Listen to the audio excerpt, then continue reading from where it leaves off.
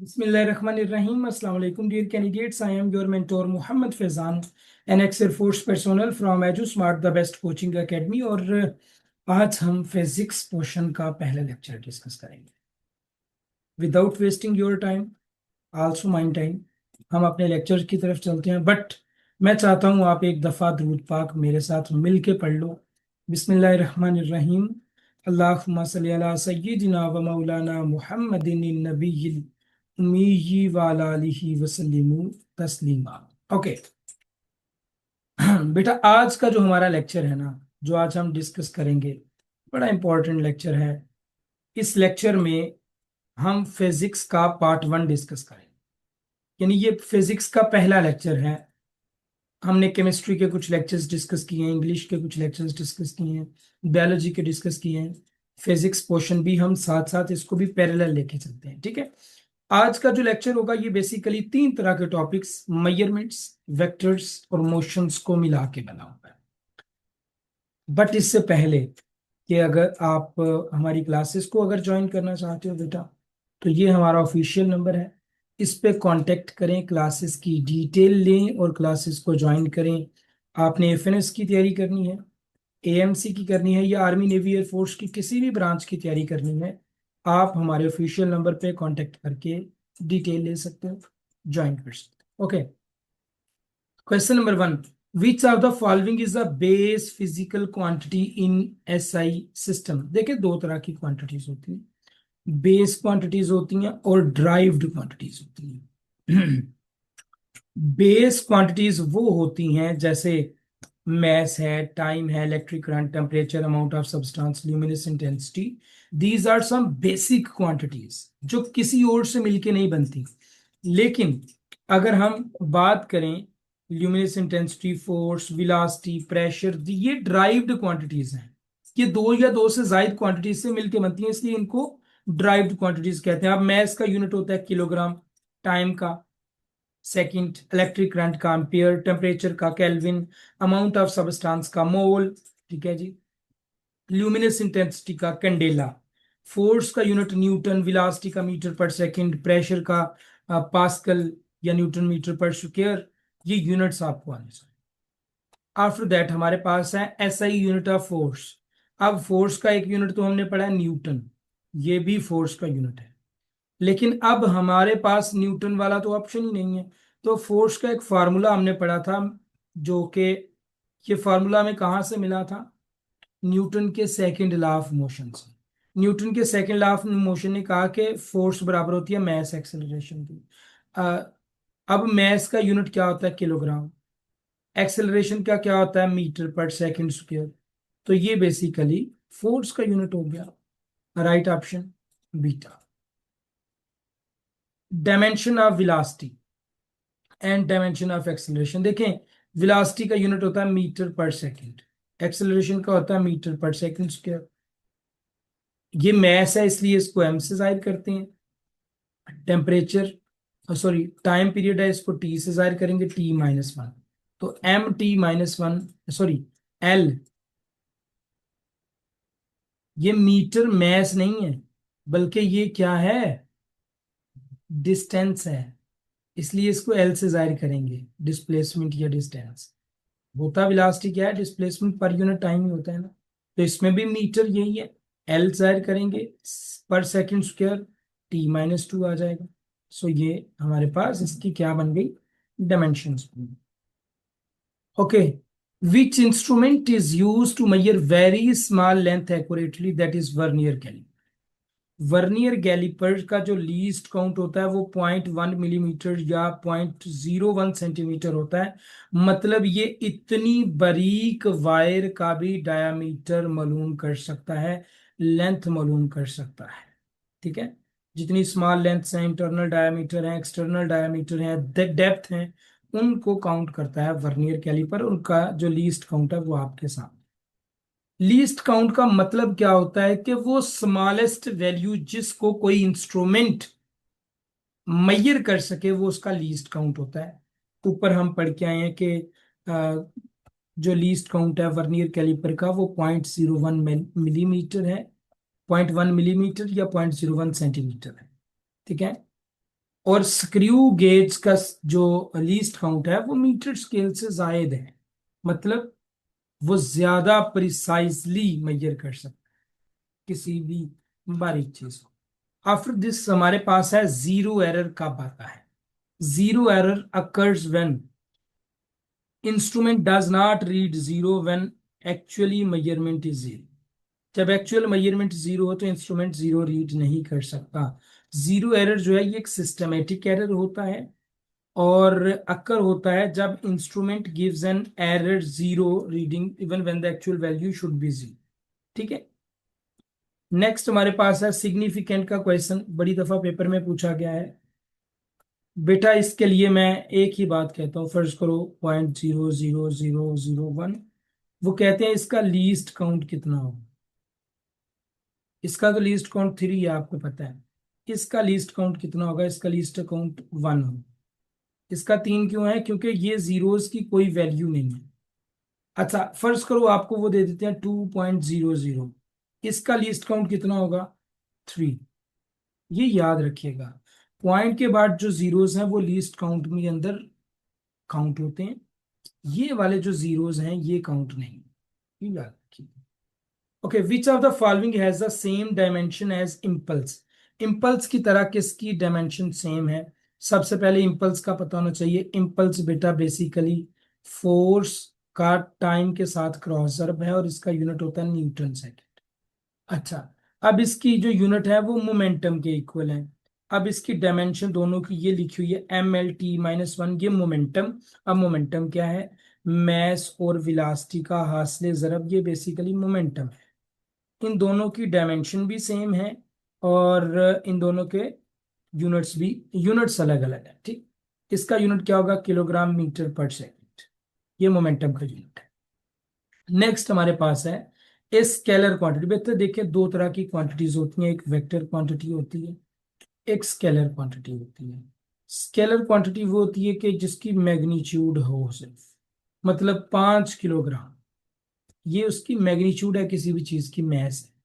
लेकिन vector quantity वो है जिसकी मैग्नीट्यूड भी हो और साथ में डायरेक्शन भी हो, मतलब 5 किलोग्राम डाउनवर्ड, तो डायरेक्शन भी आ गई, मैस मैग्नीट्यूड भी आ गई, इसे हम वेक्टर कहेंगे।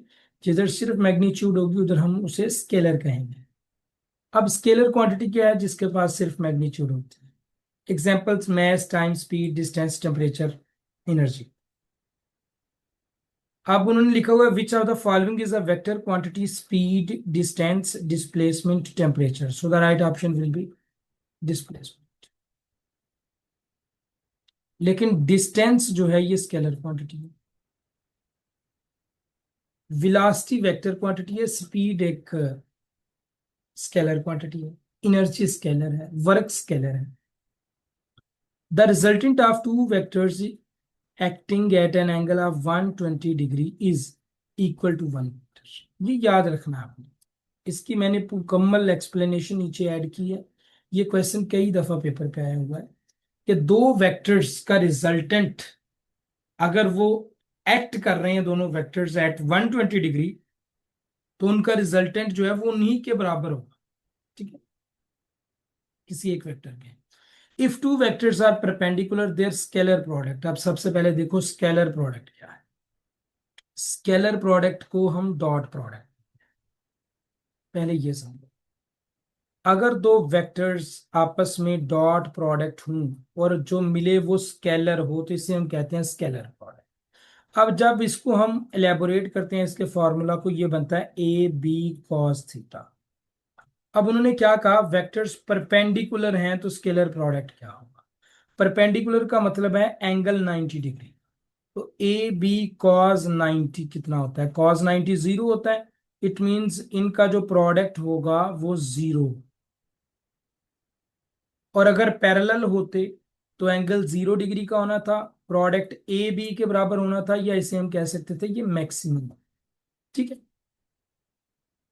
नेक्स्ट है जी, if the vector product of two parallel vectors, vector product. अब वेक्टर प्रोडक्ट हमें समझना पड़ेगा।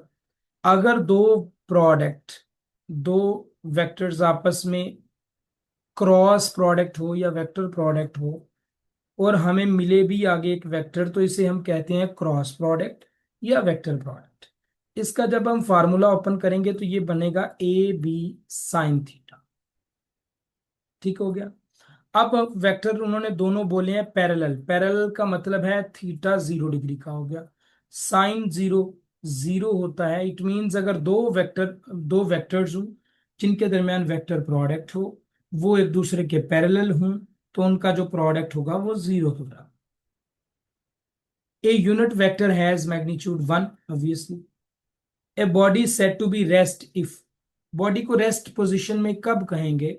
जब वो कॉरेस्पॉन्डिंग या अपने इन्वायरमेंट के लिहाज से अपनी पोजीशन चेंज नहीं करेगी, तभी वो रेस्ट में होगी। Speed is defined as distance over time, velocity displacement over time, velocity vector, speed scalar, इसी तरह distance scalar, displacement vector. Acceleration कब होता है? जब स्पीड वेलोसिटी चेंज होती है with respect to time. Final velocity minus initial velocity over time, ये formula है एक्सेलरेशन। अगर फाइनल वेलोसिटी कम है, इनिशियल ज्यादा है, तो इसे कहते हैं एक्सेलरेशन नेगेटिव में आया। नेगेटिव एक्सेलरेशन को बेसिकली डीसेलरेशन या रिटार्डेशन भी कहते हैं। ठीक है। अच्छा, जब एक बॉडी यूनिफॉर्म मोशन के साथ मूव कर रही होगी तो एक्सेलरेशन होगा 0। अगर कोई आपको एक कंडीशन आ जाती है, suppose a body is moving with the uniform velocity, मतलब उसकी इनिशियल और फाइनल वेलोसिटी एक जैसी है, तो उसमें क्या पैदा होगा? एक्सेलरेशन 0, नहीं एक्सेलरेशन। अच्छा जी, ये अब 3 क्वेश्चन इकट्ठे मैंने लिखे हुए हैं। डिस्टेंस टाइम ग्राफ हमें वेलोसिटी देता है, वेलोसिटी टाइम ग्राफ एक्सेलरेशन देता है, और वेलोसिटी टाइम ग्राफ का जो एरिया है वो हमें क्या देता है? डिस्प्लेसमेंट देता है। ये 3 क्वेश्चन है। पहला क्वेश्चन है displacement time graph velocity, velocity time graph acceleration देता है, स्लोप उनकी, और जो एरिया वेलोसिटी टाइम ग्राफ के अंदर आता है वो डिस्प्लेसमेंट हमें देता है। A body moving with uniform velocity has, a body जो मूविंग विद यूनिफॉर्म वेलोसिटी अभी मैं पढ़ा के आया हूं, उसमें 0 एक्सेलरेशन होगा, क्योंकि वो कांस्टेंट स्पीड के साथ मूव कर रही है। फाइनल और इनिशियल वेलोसिटी में कोई फर्क ही नहीं है, तो ऑब्वियसली हमारा जो जवाब होगा वो 0 एक्सेलरेशन। नेक्स्ट है the first equation of motion. ये फर्स्ट इक्वेशन ऑफ मोशन है। ये इसमें जो u है ये इनिशियल वेलोसिटी को, आई थिंक सो, हाँ, u इनिशियल वेलोसिटी को शो करता है, v फाइनल वेलोसिटी को शो करता है। If a body starts from rest the initial velocity is, अगर बॉडी रेस्ट में है तो उसकी इनिशियल वेलोसिटी 0 ही होगी ना, क्योंकि रेस्ट पोजीशन पे थी। Free fall is motion under the effect of, free fall जो बॉडी मूव करती है वो किस इफेक्ट के अंडर मूव करती है? वो ग्रेविटी के अंडर मूव करती है। और जी की वैल्यू 9.8 मीटर पर सेकेंड स्क्वायर हम यूज करते हैं।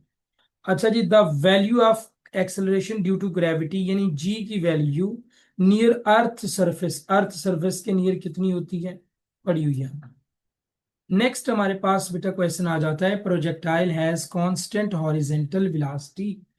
एक प्रोजेक्टाइल की कांस्टेंट हॉरिजेंटल वेलोसिटी होती है बिकॉज हॉरिजेंटल एक्सेलरेशन इज 0, क्योंकि हॉरिजेंटल एक्सेलरेशन 0 है। बेटा जब हॉरिजेंटल वेलोसिटी 0 होगी तो एक्सेलरेशन भी 0 होगा। सिंपल सा कॉन्सेप्ट है। At the highest point of projectile motion vertical velocity. अब मैं आपको एक चीज समझ, जब हम कोई प्रोजेक्टाइल लॉन्च करते हैं ना, इस तरह से, इस तरह लॉन्च होता है, यहां से जब ये बॉडी जाती है ना, तो जो एक्स कंपोनेंट होता है ना वेलोसिटी का, वो क्या रहता है? कांस्टेंट रहता है, एक जैसा रहता है। ठीक है। और जो वर्टिकल कंपोनेंट होता है वो चेंज होता रहता है। वर्टिकल कंपोनेंट जब हाईएस्ट पॉइंट पे प्रोजेक्टाइल आता है ना कोई चीज, तो इस पॉइंट पे वर्टिकल कंपोनेंट हो जाता है 0। बाकी सारे पॉइंट्स पे वो चेंज होता रहता है। यहाँ कम होता है, फिर बढ़ता है, बढ़ता है, बढ़ता है, बढ़ता है, फिर जब ये 0 होता है, फिर उसके बाद ये कम कम कम कम कम कम इस तरह से। ठीक है। तो हाईएस्ट पॉइंट पे जाके वेलोसिटी का वर्टिकल पॉइंट 0 होता है। हॉरिजेंटल जो वर्टिकल कंपोनेंट है वेलोसिटी का, horizontal component in A projectile motion वो ऑलवेज कांस्टेंट रहता है, इसलिए इसका जो एक्सेलरेशन होता है इसके रिस्पेक्टिव वो भी क्या होता है। ये कुछ इंपॉर्टेंट चीजें थी बेटा जो हमने डिस्कस करनी थी। उम्मीद है आपको पसंद आया होगा लेक्चर। इंशाल्लाह नेक्स्ट लेक्चर को हम मजीद थोड़ा सा मुश्किल बनाएंगे, लेकिन आपने कॉन्सेप्ट्स को समझना है, जो मैं कॉन्सेप्ट आपको समझाऊंगा। As well if you want to join our grand test series, वो भी आप ज्वाइन कर सकते हो। AFNS की क्लासेस लेना चाहो, कोर्स अभी चल रहा है, वो ज्वाइन कर सकते हो। AMC की क्लासेस लेना चाहो, LCC की, या किसी भी ब्रांच की, आर्मी नेवी एयरफोर्स की, you may can contact on my official number. इंशाल्लाह आपको तैयारी करवाते जाएंगे।